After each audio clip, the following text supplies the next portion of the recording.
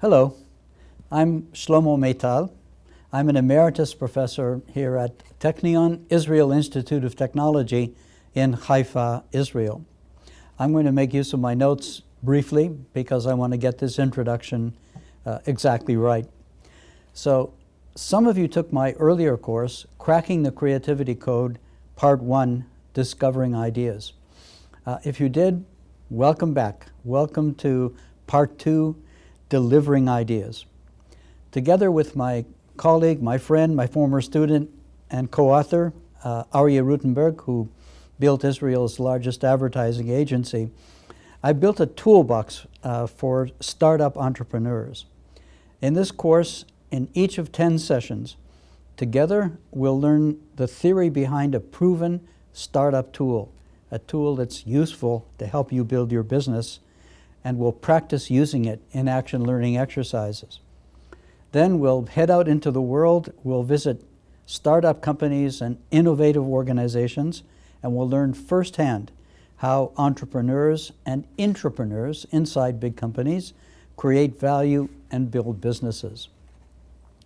Now, using your imagination, dreaming, inventing wonderful ideas for new products and services, that's a lot of fun. Discovering ideas is wonderful. And the more you practice using your brain muscles, the better and stronger they get. But the truth is, delivering ideas, implementing them, making them happen, so thousands and millions of people can enjoy them, can be happier and better off. Making ideas happen, that's really hard. Dreaming alone, if the truth be told, isn't that much good for the world. So in this course, Part 2, we'll work through all the steps that you need to follow to build a business around your great creative ideas.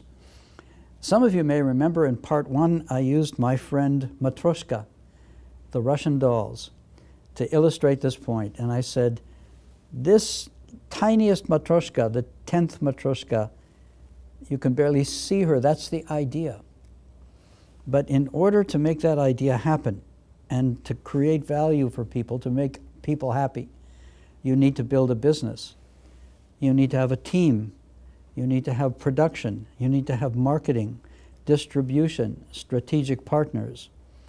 And if you do all of those things, eventually you have a business.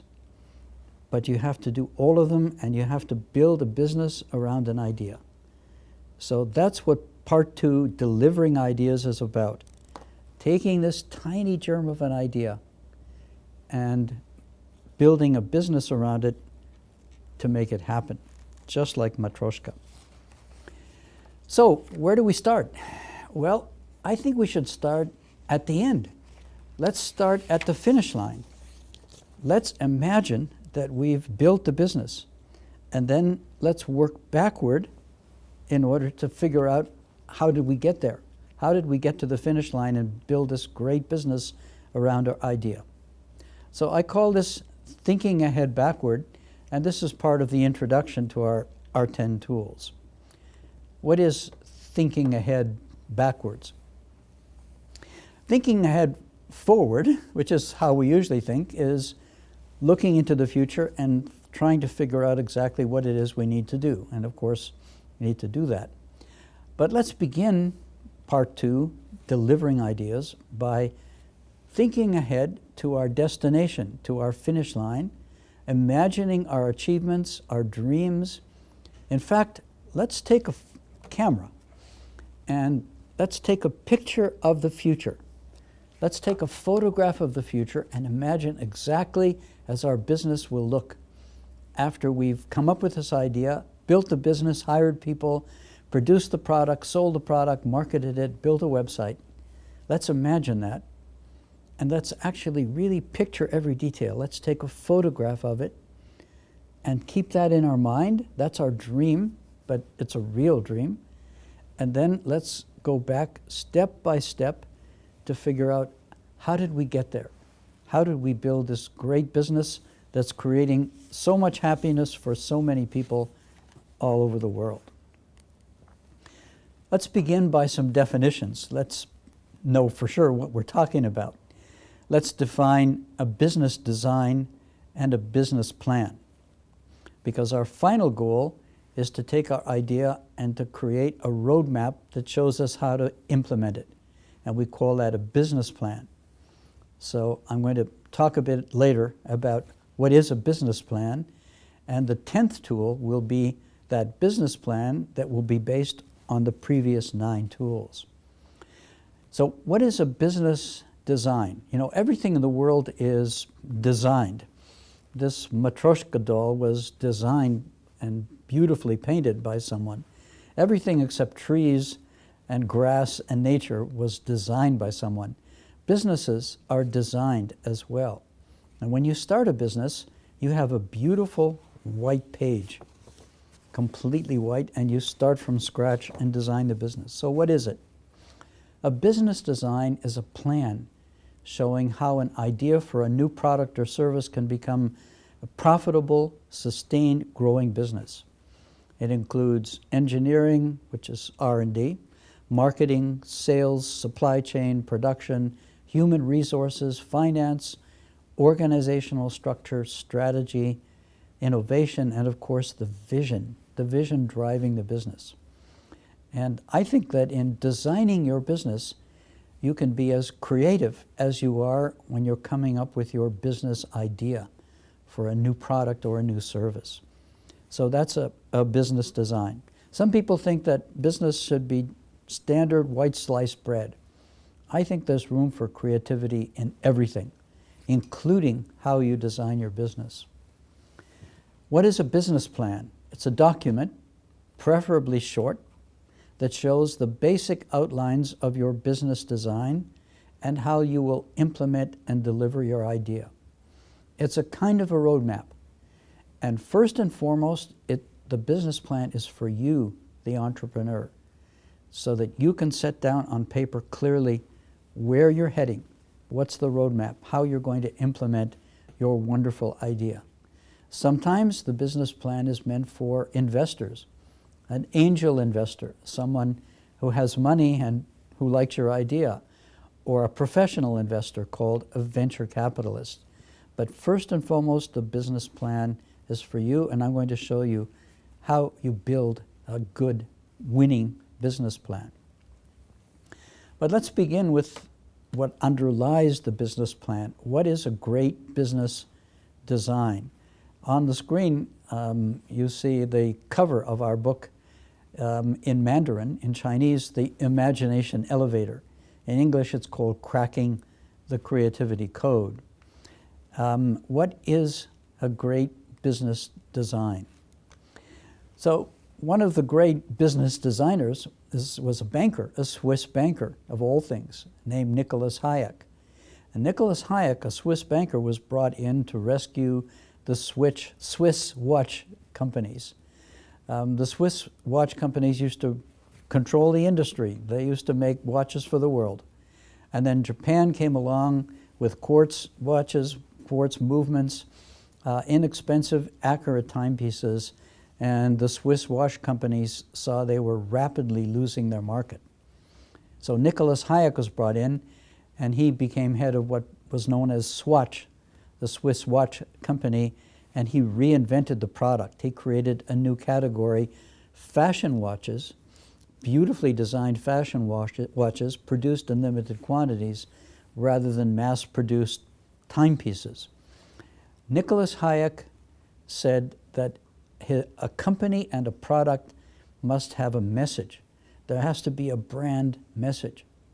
And the message should be strong, exciting, distinct, authentic, consistent, clear, and credible.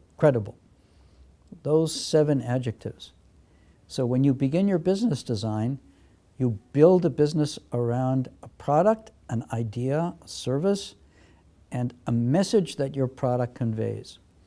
And your message should cover those 7 clear adjectives given to us by Nicholas Hayek, who of course made Swatch into a great, successful company, sustained, profitable company to this day. What is a business design?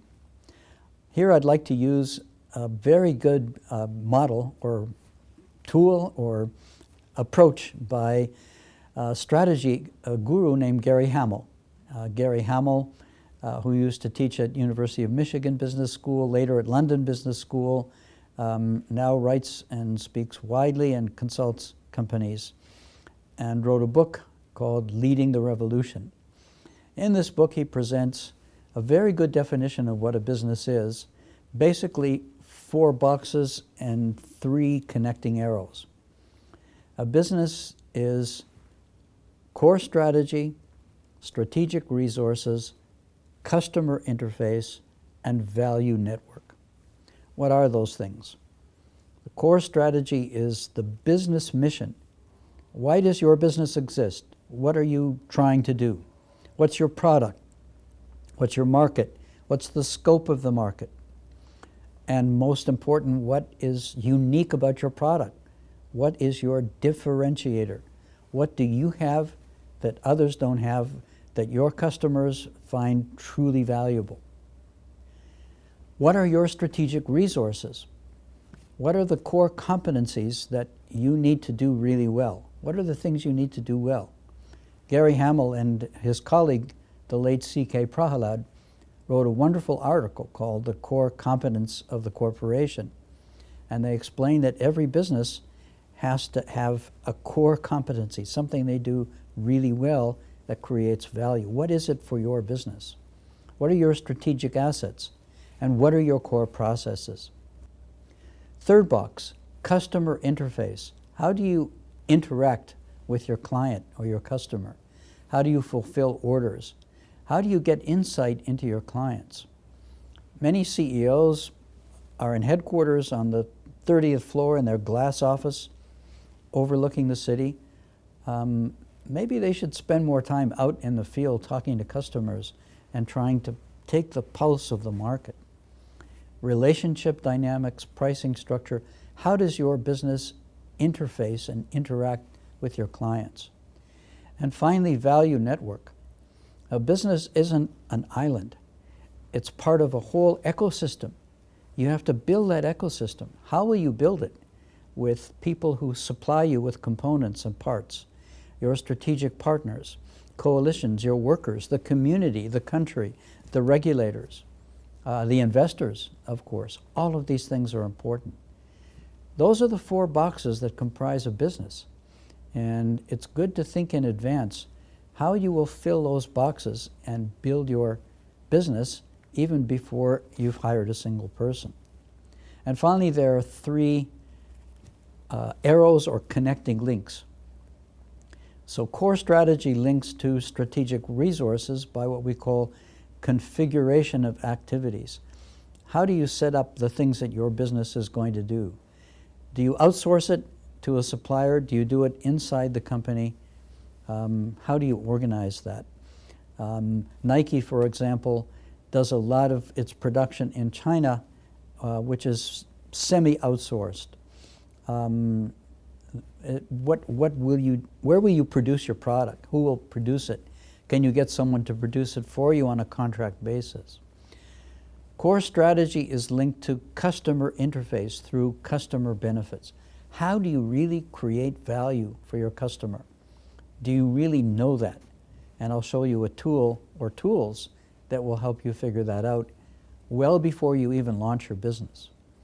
And finally, your strategic resources linked to your value network through company boundaries. Where do you put the borders around your company?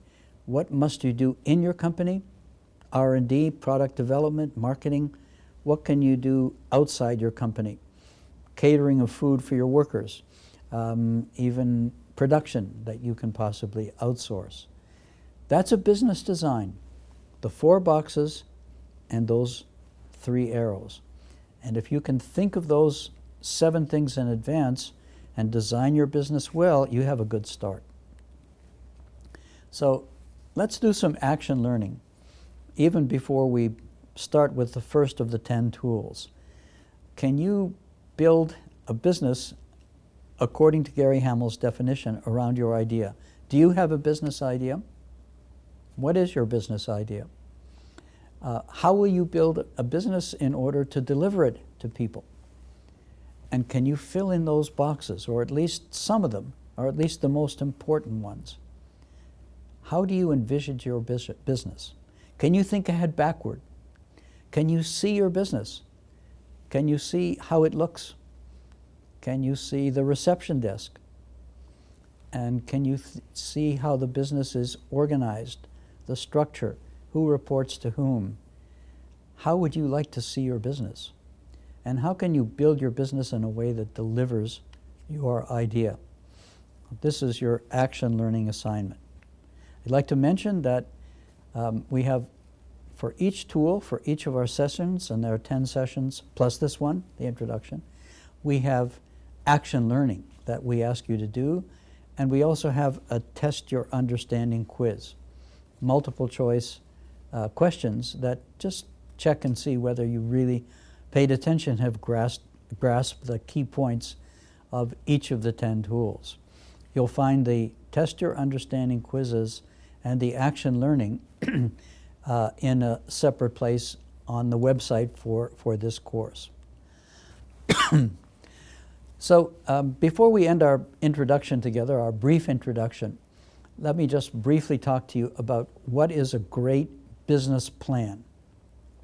Our goal together in this course is for you to take your business idea, this tiny little idea that we can barely see, the tiniest Matryoshka doll, and build around it a great business. And we do that by writing a business plan that tells everything we need to know about the product and its unique features. So what is a great business plan? I think the best place to start is with a business plan that created a great business. And very often in teaching my students in classrooms, I make use of the original business plan that created a world leader, market leader called Check Point, which is the world leader in firewall protection for networks, keeping hackers out, keeping those out who shouldn't be in the network, and letting other people who should be in it access the network easily, quickly, and conveniently. So 3 young men in Tel Aviv in a hot July 1993 summer sat around, had a dream, a big dream. They had an idea that the world needed firewall protection for company networks, and they started a company they called NSK, which became Check Point. And they wrote the business plan in July 1993. Fast forward 22 years, in July 2015, roughly now when I'm building this course, the market value of Check Point stocks is $14.5 billion. You can see the stock price chart on your screen. During the dot-com bubble, the stock price soared to over $100. In March 2000, the NASDAQ stock market crashed. The dot-com bubble burst. The stock fell, plummeted, and then has gradually now recovered, not quite to $100, but getting close. What was the business plan that created Check Point? Here is the 5-part structure for a good business plan. I think you can follow this to write a powerful, persuasive business plan. Part 1, the need. Why do we need firewall protection? Because some people may penetrate your network who really shouldn't be there. And they may steal your list of clients. They may steal the designs for your next new product. So we need firewall protection because our networks have valuable information and we want to keep bad guys out. The product, firewall, bad guys stay out, good guys are allowed in. The unique features, something in our business idea has to be really special, better than what is available now, 10 times better. What is the unique feature of our product or service that is 10 times better than anything else available? If you don't have a wow, a unique 10 times better feature, you may not have a sustainable, successful business idea. Future developments. You need to look into your crystal ball and see where the market is heading. What will your new products be? How will you adapt to changes in the world and in technology? And finally, the market. Who will buy your product? Why will they buy it? How many people are there who will buy your product? Can you name some of them?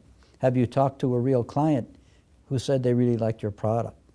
And sometimes we add exhibits to our business plan, possibly a project plan and some data about revenue and costs. So we have test your understanding. In each of our sessions together, we'll ask you to, if you wish, go to the place on the website, find your assignments, your action learning assignment and your quiz, and go through the quiz, see if you've grasped the main points. For this session together, what is thinking ahead backward? What's a business design? What are the 7 elements of a clear value message? What's a business plan? What are the 5 elements of a business plan? What's the purpose of a business plan? And what comprises an effective business plan? We have an action learning assignment as well. Imagine, use your imagination. Think of something you want or need, or a family member wants and needs, and it doesn't exist, or something your country needs, or the world. And then imagine ways to meet that need and cultivate wild ideas. And then, as we explained in part 1, bring your feet down to the ground and think about how you might implement your idea and make it happen and bring it to millions of people. And then do a photograph of the future. Imagine you've created a real business and you're providing people with your wonderful idea and you're making it happen. And millions of people are enjoying your creativity. And this is what we call think ahead backwards. Imagine the future and then work back step by step by step, all the hard work that it takes in order to make that happen. Very briefly, here is where we're going in our course, in our 10 sessions together.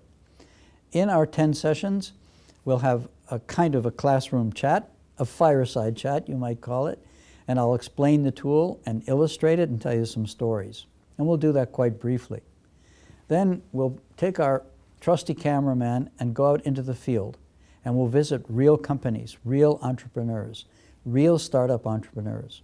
And they'll tell us how they built their business, how they use the tools, and you'll get to see actual startups out in the field and how they work. The 10 tools in our toolbox. Remember, this course is about a toolbox. And we're going to give you a toolbox with 10 proven tools in it that you can use to build your startup business. And the 10 proven tools, very briefly: price, cost, and value, those 3 numbers that you need to know if you have a viable business idea. Strategy, and I'll give you a really simple tool for doing a strategy for your idea. Value profiles, all of our tools are visual because you need to communicate them to your people. Activity maps, how do you draw, how do you diagram the operations that you need to do in order to create value and deliver your product? Platforms, can you build a platform, meaning something that creates a whole series of products rather than just one product? Learning organizations. The world is very uncertain. All kinds of things happen out there. Can you create an organization that learns rapidly, gets better all the time, learns from experience, uses experience to improve itself, and continually reduces its costs and increases its value? Tracking money. What do you need to know about this complicated discipline called accounting? How do you keep track of money in your business? How can you do that simply and clearly? We'll show you a tool for doing that. Risk analysis. A lot of bad things can happen. What are they? How do you analyze the risks? Should you share the risks with your investors and with your fellow employees? Can you prepare yourself for risks by analyzing what they might be in advance? Real options. Can you build windows and doors into your business idea? Can you create situations where one idea may not work so well, but in doing it, it's led us to another idea which is much, much, much more better, more powerful. And I'll bring you some examples. And finally, the 10th tool, preparing an effective business plan. Take the other 9 tools, put them together beautifully in a short, punchy, terse document, create a business plan, and then sell others in your team, investors, clients on your idea, and build your business. That ends our introduction. Thanks a lot for joining my course. I hope you'll stick with us. And our next tool, tool 1, will be price, cost, value. The 3 numbers that you need to determine to see if you really have a viable business idea.